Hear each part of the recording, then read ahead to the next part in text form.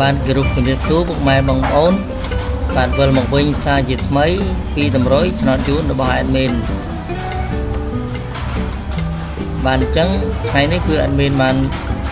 ជ្រើសរើសយកលេខពិសេសមកជម្រាបជូនពុកម៉ែបងប្អូនជាបន្តទៀតបាទសម្រាប់ថ្ងៃទី10ខែ8ឆ្នាំ2026បាទចំពោះលេខអស់ពុកម៉ែបងប្អូនអាចរកក្នុង5បាទចំពោះលេខតូចគឺយើងមានលេខ51គុណ42គុណ61គុណនិង23គុណបាទចំពោះលេខធំគឺយើងមានលេខ106គុណ651គុណនិង